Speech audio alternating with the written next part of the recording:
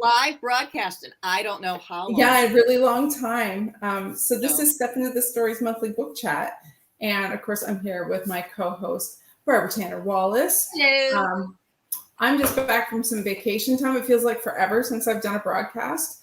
And I'm ready to dive into a new discussion, but we just need to take care of a few things first, like what's new in your world, Barb? Oh, gee, what's happening in my world? My grandson is coming any day now. And that's sort of right? Any writing news is my first grandchild is showing up any day. She woke up today. She woke up today saying, I feel better this morning than I have like in weeks. Oh, Lord, he coming. Yeah. Yeah, it's totally baby watching. It's possible on our next week's broadcast. Yeah, I might have more news. We'll see. Yeah, or you'll be in Vermont. That's right. Right? So, yeah, that's pretty exciting. What's new with you? Not a thing. Not a thing. I had some vacation time, saw some family. Garden's starting to get a little busy, so I'll be making some pickles soon and that kind of thing. But really, nothing earth-shaking. It's getting to be pumpkin spice time. That's it. And I've been doing a lot of reading, which is nice. Oh, yeah. Including the book that we're talking about today, which is A Botanist's Guide to Flowers and Fatality. Yes. We have a little PDF. We'll add it to the stream just so people can see it. Yeah. We're going to talk the cover in a minute. Anyway, this is by Kate Khavari, and it's the second in a series. And we picked this up at the Historical Novel Society conference in San Antonio in June. And we met her too. I think we sat with her at lunch, and then I saw her at the book signing, and she's just young and lovely. She's very sweet. Full of energy. A lot is a describer, but she's a lovely person. And I think that part of the reason we picked up her book was because she was so personable and likable. And this is such an original concept. Yeah. And before I had even met her, I went to the bookstore one morning, and it was just inside the door and on the left. And I saw it and I went, oh my God, look how beautiful this cover is. And I looked at it and I went, oh, that looks interesting. And then at least 4 times during the while I was making my circuit of the bookstore, I went back to it. And so let's talk, before we dive in, let's talk about the cover for a minute. What do you think? I love it. It's actually, we should say this is, since it's part of a series, the other book is like a bright pink with Victorian flowers, like a rose colored. It's the same thing. When I saw it in the store, I couldn't stop looking at it. Yeah. It's like Sarah Penner. She got blessed by the cover guards for her. Exactly. And it's a similar type feel of story actually too. So it's perfectly on brand for the genre, I think. Oh yeah. If you like Sarah Penner's books, you will really like this series. It is perfect for that. But the cover is just so gorgeous and on brand because it is all about flowers and gardening and botany. So and needles and injections. Yeah. Like if we put that back up just for a second. Oh, I didn't realize. I thought that was like a candle holder. No, you look at it. That's a needle. Ooh, that's a bit dark. It is. It's so gorgeous. But with the gold and like the deep purple around it and the font and stuff, I just think it's completely on brand for. Oh, I know. I love the mystery, and I think it's gorgeous. I do too. All right, so. We talked about the cover, but before we go any further and talk about the book, I'm going to read the back cover copy just so that our viewers can get a sense of what the story's about.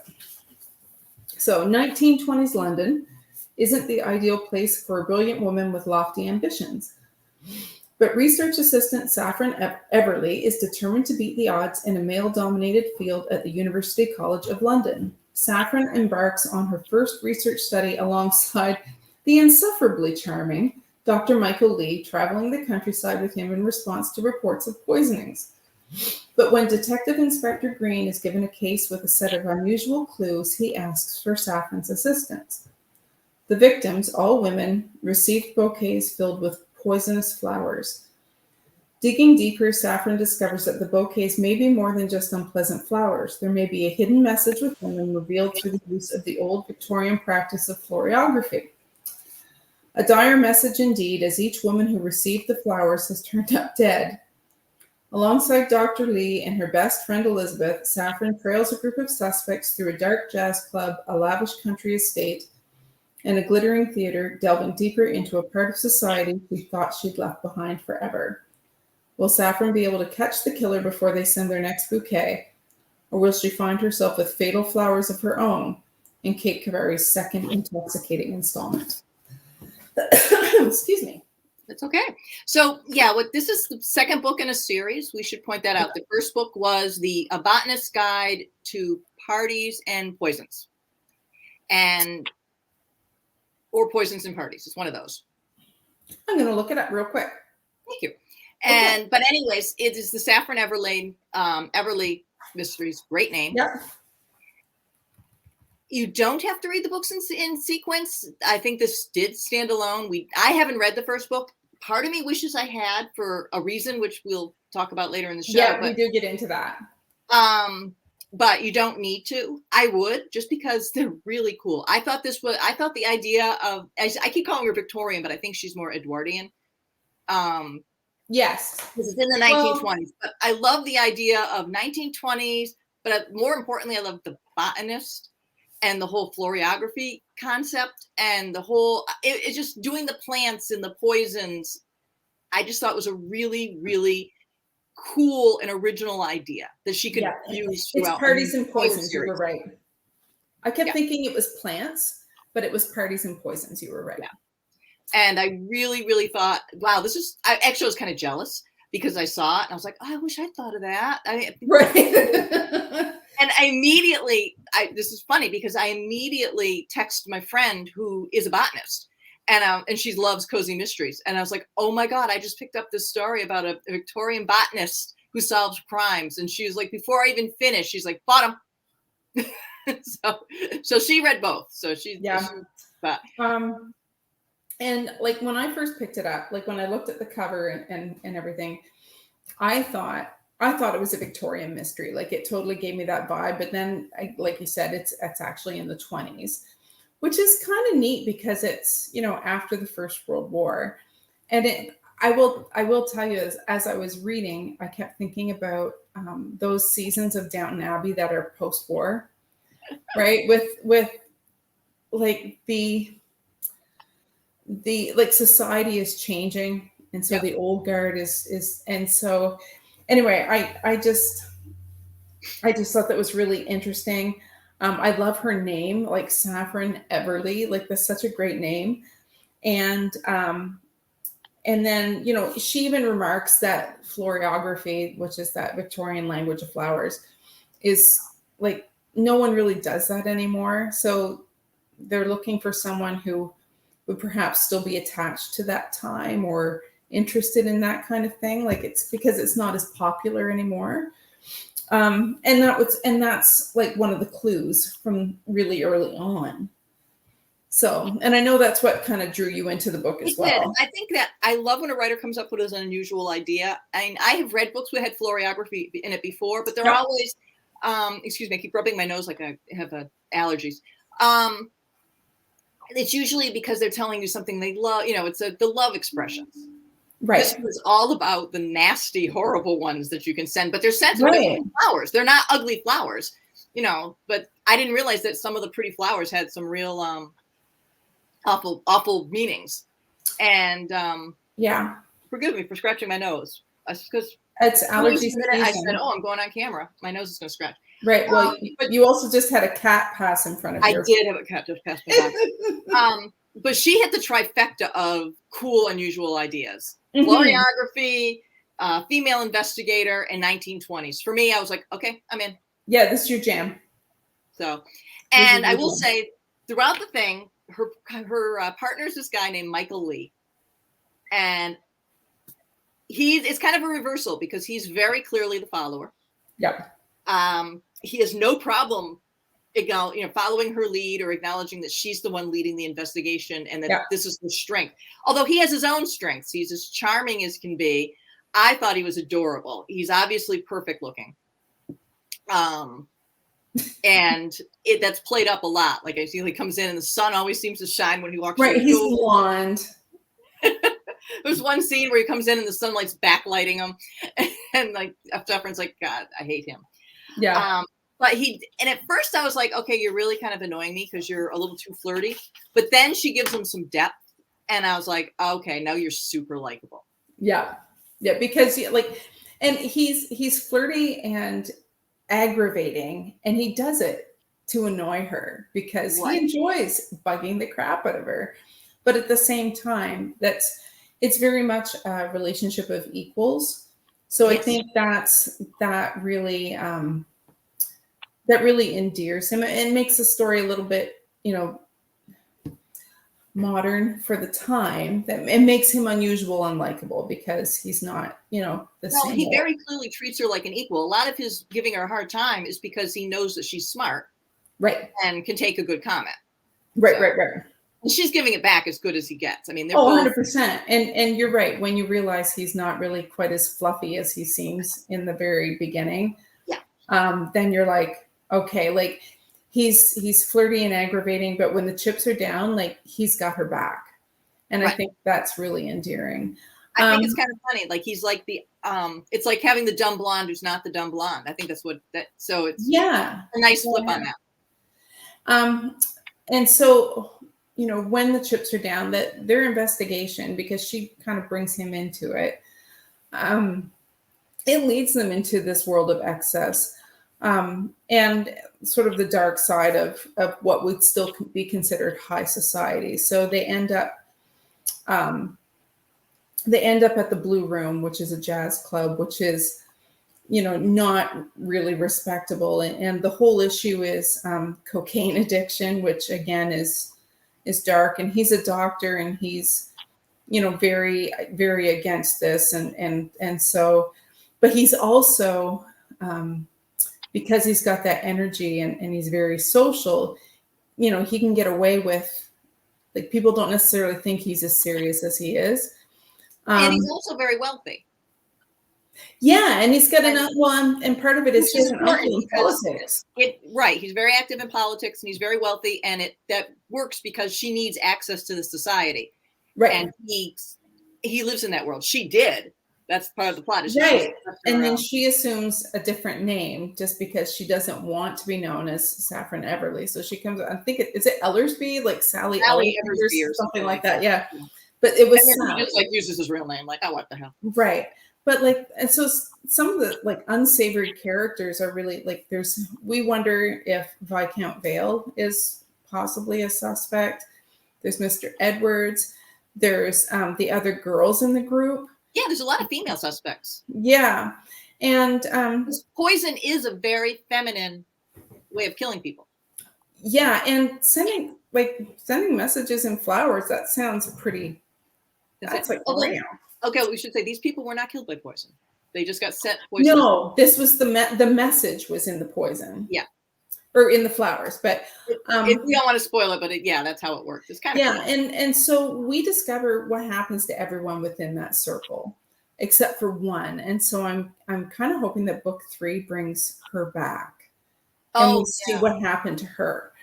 But yeah, it's like, so she's just going about her research, and all of a sudden she finds herself in this world of cocaine and lies, and that I liked it a lot. I liked it a lot, and what I liked about it was that she grows during the book. Like, she grows up during the book, and that she's grown up each step of the series. That she's probably going to grow up a little bit more each step of the series. And I liked the person that she became. Yep. Yeah. Yep. I did too. Now, the reason I said I wish I'd read the first one is because there was a different male protagonist in it. There was Alexander Ashton. Who runs the program.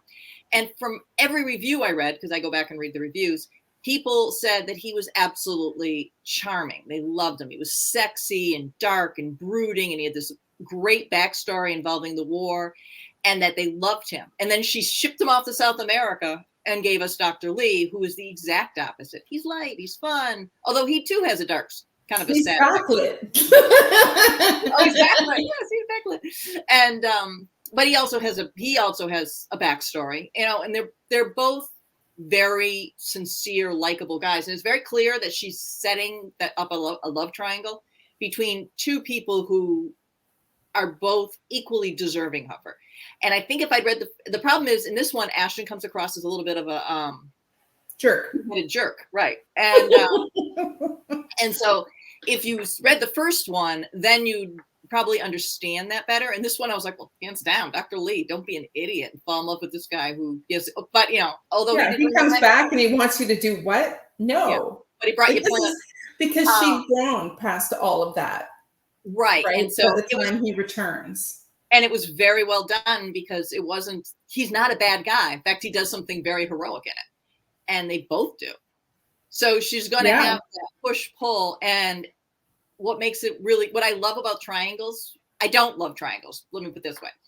I do like them when both people are honorable people and they actually like each other too. Like they can't find a reason to dislike their rival.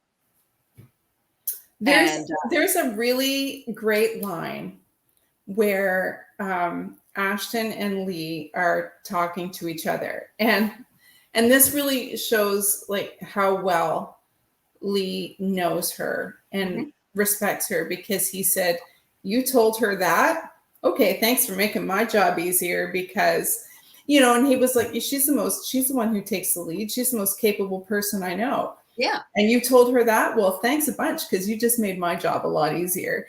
And I was like, yeah, I really love that scene.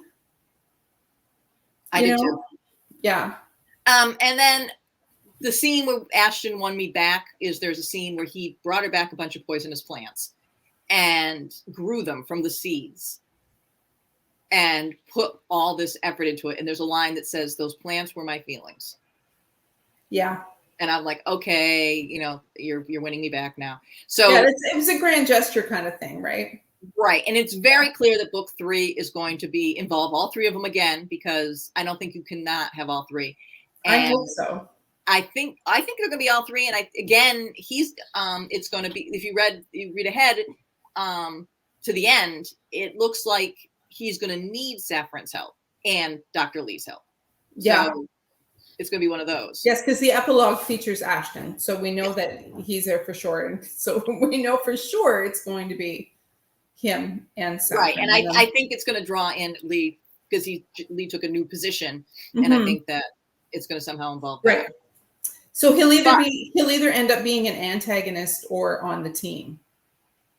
Now, the thing though, I said, I actually preferred her with someone else, not those two. Right. And I could see that. So go ahead. And I'm almost like they were a better team. You know which one I'm talking about? Her roommate Elizabeth. Yeah. Her roommate. Because Elizabeth is such a character. Right. And all on her own. I texted you and said I could totally go with if she was a lesbian and Elizabeth was her love interest. Right. And, well, when I first opened it and Elizabeth calls her darling, I'm like, oh, okay, so it's a lesbian couple, but they're not 1920s and you can't be open about it. No, and it's then just darling.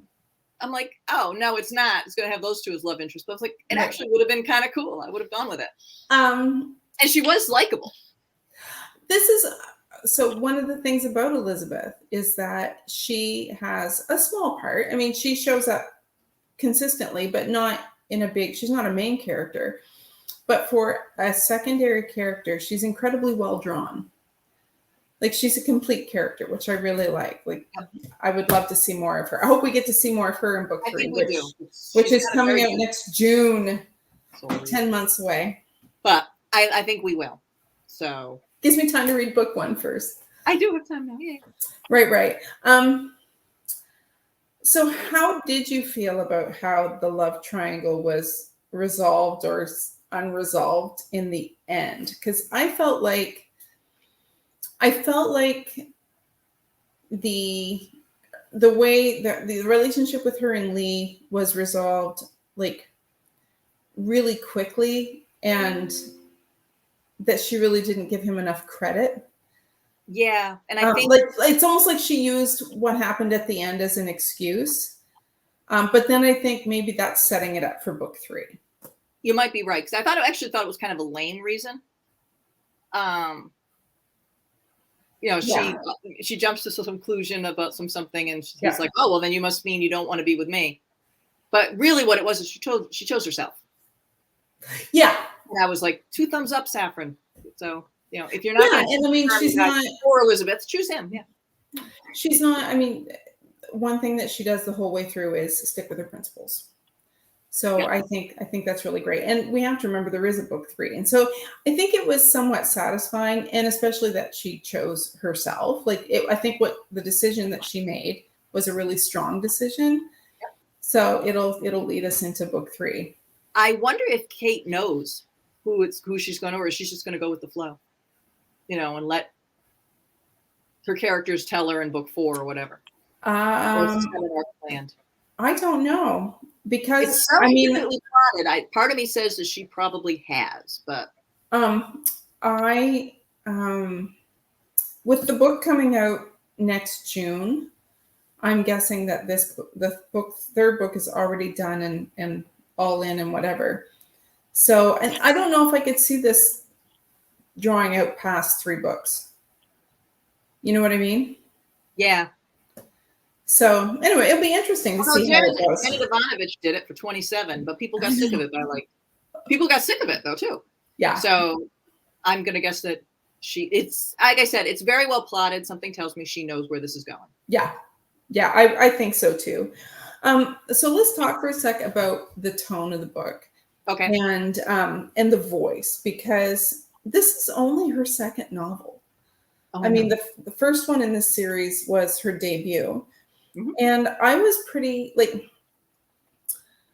I felt like the dialogue suited the time. I was drawn into, once we got established, and the whole jazz club thing, and women working a little bit more, and that more independent lifestyle with her and Elizabeth, and that whole thing. So I was drawn pretty much in right away. And I felt like the word choice that she used and the social situations, I felt like they were pretty bang on. Yeah, I've gone back and forth, because I know I said yesterday, I said it was and it wasn't.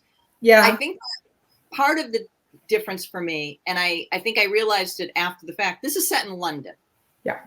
So it is not the same as New York. Right. First off, there was no prohibition.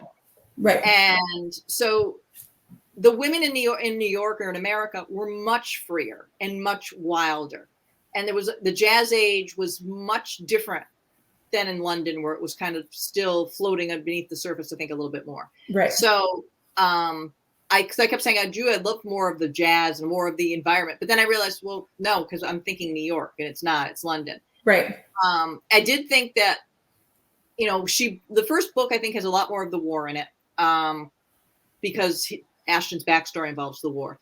And she does carry a lot of PTSD. And I didn't know this about the cocaine, and that they gave soldiers cocaine as a pick-me-up. Me either. And which makes sense, but I didn't know it. I think that the one thing that threw me is, I said I would have liked some more references to post-war London. Had a lot of amputees and blind people, and the war was very visible everywhere in the 20s. Yeah. And gas victims, right? Veterans who had been gassed and right. And she has a lot of psychological victims, but England especially suffered such a physical toll that I thought maybe it's the only thing of a little bit more of that. And I wonder if it's in the first book. It could be, and that's why you know what I mean. So we don't need tons of it, but no. And I never really noticed that until you mentioned it. Mm-hmm.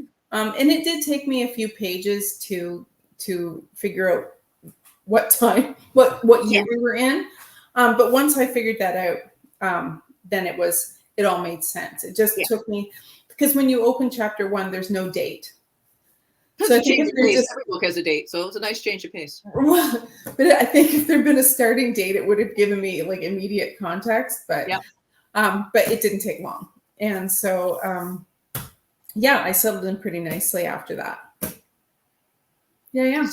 So recommend? Yeah, definitely recommend. Because I also want to read the first one now, and I will be getting the third one when it comes out. Yeah, So, it's a very compelling series. and I hadn't heard of her or this series before, and it could definitely use some more buzz because Good, it's it's a very worthy, like buzzworthy read. It's well done, like you said, for people who like Sarah Penner. Yep. I think they would like this series. So yeah, I'd recommend it for sure. Yeah, historical mystery seems to be kind of a hot trend right now, and I think that this is one of the better ones out there. I agree. And I think that people should be reading it. It's a good model for what a good historical cozy should feel like. I'll just show it again. There So you go. pretty. Because it's got the characters, and you read it as much for the characters and their little lives and bustling and environment. Oh, 100%. I mean, the plot is there, and the plot is it's a really good framework for a plot, and the pacing is really good. But at the same time, like the banter between her and Lee, and then the whole she's not her, but then they're at this party and someone recognizes her, and like there's a whole bunch of little things, and you're like, oh my gosh. So no, I would recommend it for sure. I am going to go get the first one before the third one. You mentioned the pacing, because a lot of times I've read books where they seem to go the same issue, just talking about it like every chapter, and you're like, okay, we could resolve it. She doesn't do that. No. She does a little bit like, oh, I said I like this guy, but I just made out with this guy. I mean, that's so. I got forgive her for that one. But no promises were made. Right. She's trying it, but it's more rationalizing. It's not rehashing the same thing over and over. It's very, very tight in this. I liked it a lot. Yeah. Yeah. I recommend for me too. And look at this. It's 26 minutes. We are. I saw people popping in and out. Thank you. We're trying a new time frame to see if this is more convenient for people's schedules. Please comment in our Facebook group if it is, because we would love to be able to do it and actually have you guys participate in the chat. Yep. Let's tell you what's coming up next Tuesday. We are interviewing Eliza Knight. Yeah. She wrote starring Adele Astaire. Who Adele, for those of you who don't know, is Fred Astaire's sister. And she was at one point a huge star, and she gave it all up. Fred went on to become Fred Astaire, but Adele Astaire at one point was the bigger name and the bigger star. So it'll be very interesting. It's going to be a very interesting discussion. It's she's someone who's finally getting her due. I can't wait to hear how Eliza's take. Yeah. And then for the writing room on the 22nd, we're going to be doing sagging middles. What happens when you get to chapter 4 or chapter 5 and you realize things are a little slow and you don't want to rehash the same thing chapter after chapter after. Right. Chapter. So we're going to get familiar with sagging middles. That we all are. So we're going to give some tips for that. Yeah, I'm looking forward to that one actually. Yeah. And then our September book read is going to be. Look at us, we're so prepared. You put me on. 3 Ways to Say Goodbye by Hazel Gaynor and Heather Webb. That's it. So it's an older book. It's in paperback. The reason I'm giving it now is because I really hope people read it and discuss it with us. I'd love to get this going as kind of like a book discussion. Heather Webb and Hazel Gaynor are two names of rising stars. This is a book they did together. So it'll be very interesting. It's like Team H. It'll be very interesting to see how they work as comparison to like Team W. And so please, it's 3 Ways to Say Goodbye. It's about two women who are on a ship at the dawn of World War II or World War I? World War II. And how that affects their relationship. I've read my first Hazel Gaynor like 3 weeks ago. And I haven't read Heather Webb yet. So no, I have The Last Lifeboat on my list for Hazel Gaynor. And Heather's been on my radar for a long time. Yeah, so I'm looking forward to this one because like I've been meaning to read both of these authors more, and so many books. My TBR is so growing. Too many books. But this one, these are two authors I've been meaning to read. I've had 3 Ways to Say Goodbye for I don't know how long because it looked great. I've met Heather. She's really nice. And I feel so bad because I keep pulling your book up and then putting it down because I have to read something else. So we are definitely doing that. And like I said, it's paperback, so people can get it, and it's not that expensive. Yep. And so that's about it. Again, go out and buy the Saffron Everleigh series, or download it, get it at your library. In fact, talk your librarian into stocking it, because my library didn't have it. And I was... Yeah. I bought it at the conference. I couldn't not bring it home. So, and it's my copy's in hardcover. So there you go. So go out and get that. Come back and join us next week to talk to Eliza. If you have questions, let us know. Don't forget to like and subscribe to us on YouTube if that's where you're watching it. We're at youtube.com/@StepInTheStoryBooks, or join our Facebook group at facebook.com/groups/StepIntoTheStory. We would love you to join us and join the conversation. I'm Barbara Tanner Wallace. This is Donna Jones Allward, and we will talk to you soon. Bye, guys.